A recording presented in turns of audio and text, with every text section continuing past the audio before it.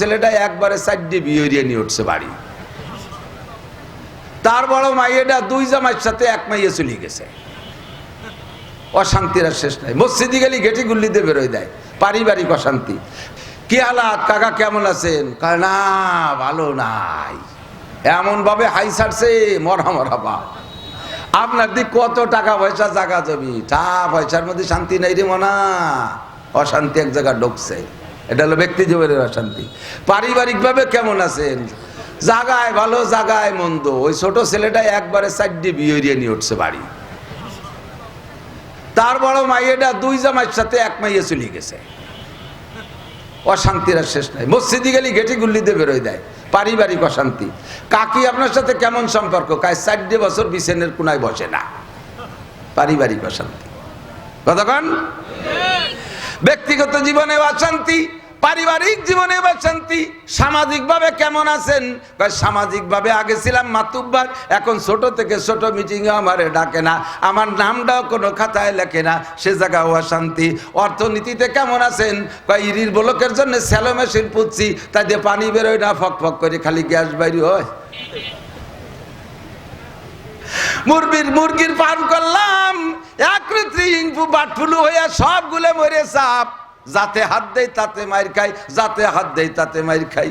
বুঝতে পারলাম না ঘটনাটা কোন জায়গা। রাজনীতিতে কেমন আছেন? বেশ খানিক আগায় গেছিলাম, একে ধাক্কায় আবার 5-6 হাত পিছিয়ে চলে গেছি। যেদিকে যাই সেদিকে পিছে পড়ি। মাত্র 6 ভোটে মেম্বারে নির্বাচনে ফেল করছি। মার্কা হবে দুইটা, 1 নম্বর মার্কা কোরআন, 2 নম্বর মার্কার নাম হাদিস। প্রার্থী হবে আল্লাহ, প্রার্থী হবে রসুল। কতক্ষণ? আল্লাহর অ্যাসিস্ট্যান্ট আছে, রসুলের অ্যাসিস্ট্যান্ট আছে। আল্লাহর অ্যাসিস্ট্যান্ট কারা জানেন? আল্লাহ পাক ফেরেশতাদেরকে নিয়ে বইসা অ্যাসিস্ট্যান্ট তৈরি করেন। হে আমার ফেরেশতারা, তোমরা জবাব দাও, ইন্নী জাইলুন ফিল আরদি খলিফা। আমি আল্লাহ জমিনে যাইয়া সংসদ ভবন বানাইয়া ওর মধ্যে বড় একটা চেয়ার পাইতে বইসা এই ক্ষুদ্র দুনিয়ারে পরিচালনা করা, এটা আমার শানের খিলাফ, এটা আমার ব্যক্তিত্বের পরিপন্থী, এটা আমার মানের সাথে মানায় না। আস্তাবি আলাল আরশ, আমি থাকবো আরশে আজিমে, আমার একটা চেয়ার ওখানে থাকবে, ওই জায়গায় আমি বসবো। আমি দুনিয়াকে পরিচালনা করার জন্য একটা জাতি খলিফা বানাইতে চাই। এই খলিফারা দুনিয়া পরিচালনা করবে। ইন্নী জাইলুন ফিল আরদি খলিফা, দুনিয়ায় খলিফা বানাইতে চাই। ফামা জান্নুকুম, তোমাদের মতামত কি? ফেরেশতারা কয় আল্লাহ এমন জাতি বানাইতে চাও, আতাজআলু ফিহা মাইয়ুফসিদু ফিহা ওয়া ইয়াসফিকুদ দিমা, এমন জাতি বানাইতে চাও যারা খুনোখুনি মারামারি করবে, রক্তরিজি করবে, আধা হাত জাগার জন্য গ্যাঞ্জাম করবে, বাইতে বাইতে খুনোখুনি করবে, স্বামী স্ত্রী কুপাকুপি করবে, বাপ বেটা মারামারি করবে, এমন জাতি বানাইতে চাও? 2টা ভোটের জন্য যারা ইমান বিক্রি করবে, 2টা ভোটের জন্য যারা মন্দিরে যাইয়া হিন্দুদের সাথে পূজায় শরীক হবে, এমন জাতিকে আবার তুমি বানাইতে চাও? ফেরেশতাদেরকে আল্লাহ বললেন, ইন্নী আলামু মা লা তা'লামুন, আমি যা জানি তা তোমরা জানো না। কতক্ষণ? আল্লাহ পাক খলিফা বানাইছে গোটা মানব জাতিকে। আমরা সবাই আল্লাহর অ্যাসিস্ট্যান্ট। এবার নবী পাকের অ্যাসিস্ট্যান্ট নবী পাক সেট করে দিলেন। বিদায় হজের সময় নবী পাক বলতেছেন, আল্লাহ রাসূল সাল্লাল্লাহু আলাইহি সাল্লাম বলেন, ইন্নাল উলামা ওয়ারাসাতুল আম্বিয়া।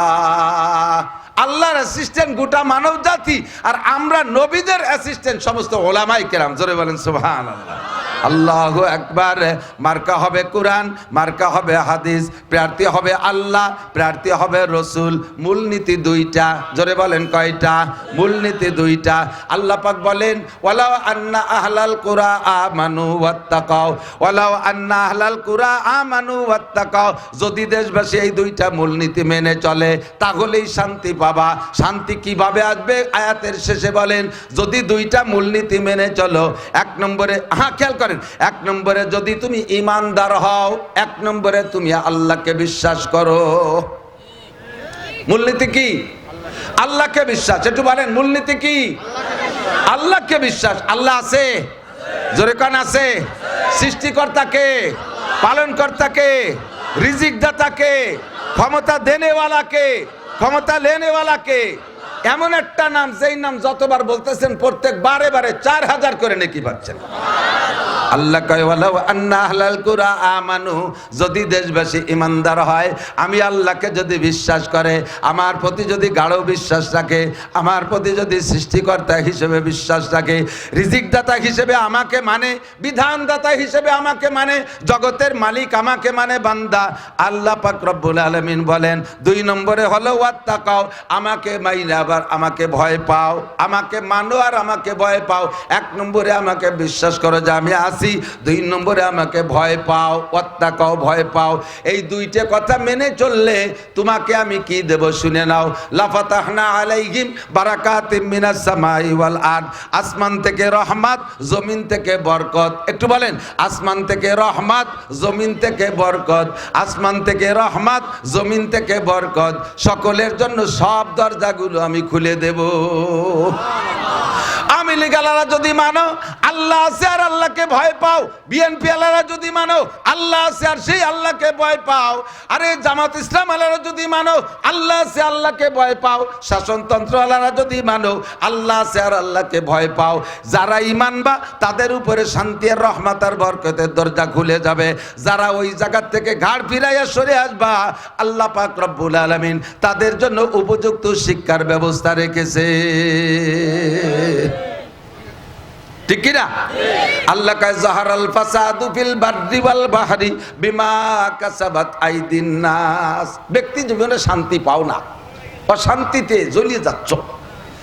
কি হালাত কাকা, কেমন আছেন? কয় না ভালো নাই, এমন ভাবে হাই ছাড়ছে মরা মরা বা। আপনার দিক কত টাকা পয়সা, জায়গা জমি, টাকা পয়সার মধ্যে শান্তি নাই রে মনা, অশান্তি এক জায়গায় ঢুকছে। এটা হলো ব্যক্তি জীবনের অশান্তি। পারিবারিক ভাবে কেমন আছেন? জাগায় ভালো জাগায় মন্দ। ওই ছোট ছেলেটা একবারে 4টি বিয়ে নিয়ে উঠছে বাড়ি, তার বড় মাইয়েটা 2 জামাইয়ের সাথে 1 মাইয়ে চলে গেছে। অশান্তির আর শেষ নাই। মসজিদে গেলে গেটি গুল্লিতে বেরোয় দেয়। পারিবারিক অশান্তি। কাকি আপনার সাথে কেমন সম্পর্ক? কাজ 4 বছর বিছানের কোনায় বসে না। পারিবারিক অশান্তি। কতক্ষণ?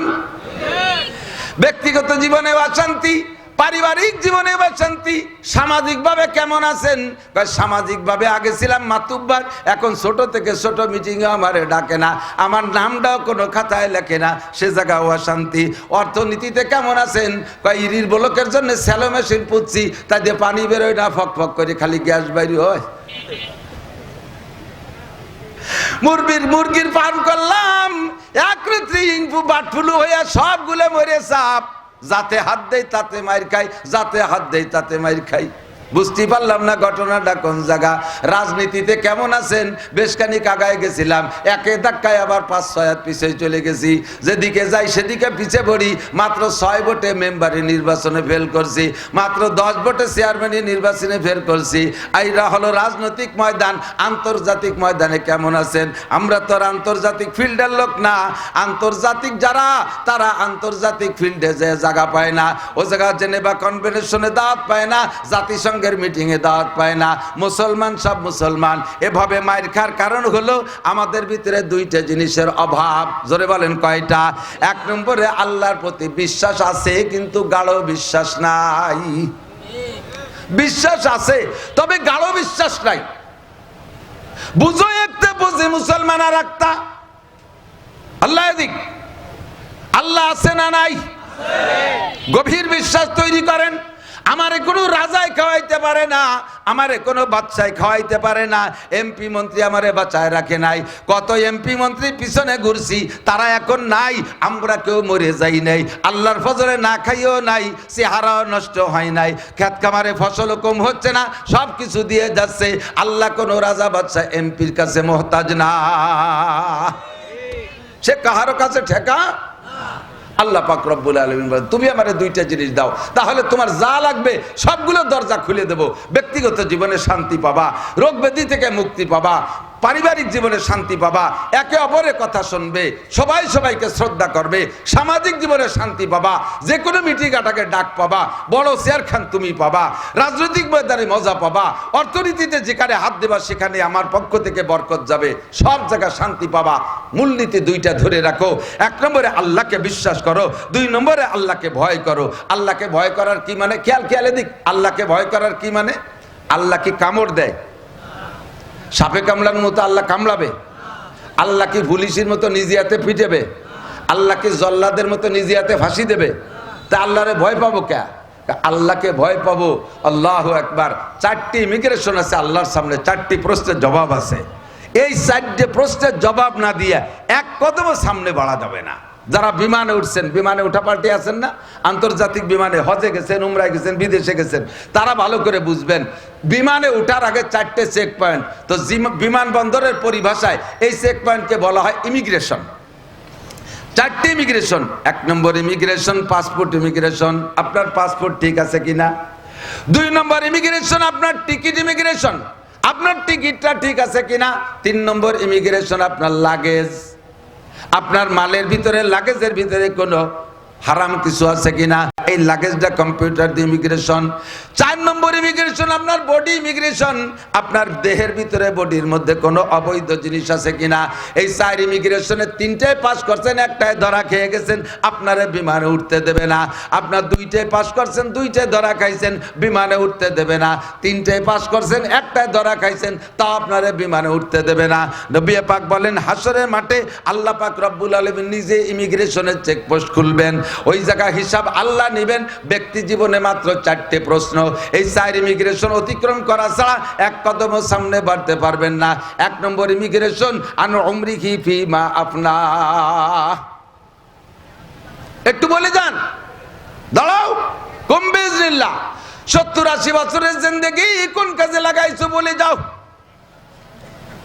মসজিদে কতটুকু সময় দিয়েছো, মন্দিরে কতটুকু সময় দিয়েছো, মাদ্রাসায় কতটুকু সময় দিয়েছো, স্কুল কলেজে কতটুকু সময় দিয়েছো, তবলিগে কতটুকু সময় দিয়েছো, দুনিয়ার কাজে কতটুকু সময় দিয়েছো, কোরআন পড়তে কতটুকু সময় দিয়েছো, ইংরেজি বাংলা সার্টিফিকেট কামাই করতে কতটুকু সময় দিয়েছো, মসজিদে নামাজের জন্য কতটুকু সময় দিয়েছো, ইরির খাত, পেঁয়াজের খাত, পাটের খাতে কতটুকু সময় দিয়েছো। ও বান্দা জবাব দিয়ে যাও। গোটা 80 বছরের হিসাব তোমাকে দিতে হবে। যে যতটুকু হায়াত নিয়ে মরবো ওইটুক হায়াতের গোটা জিন্দেগির হিসাব দেওয়া লাগবে। আমি আপনাদের কাছে জানতে চাই, আজকে তো শনিবার গেল, শনিবার না? যদি আল্লাহর ওয়াস্তে মিথ্যে কথা না বলেন, সত্য কথা দিয়ে জবাব দেন, তাহলে বলেন তো গত শনিবার সকালে কি খাইছেন? তাড়াতাড়ি কর কায়দা আছে? পুরো শনিবারের পিছনে এক দিনের পিছতি হবে। কাল কি খেলাম, তারপর আগের দিন, তার আগের দিন, এই অতি বেশি বেশি সোমমঙ্গল পর্যন্ত যাবে না, শনিবার পর্যন্ত যেতে পারবেন না। এরপরে কাজে তা কিছু মনে নাই, ঠিক কিনা?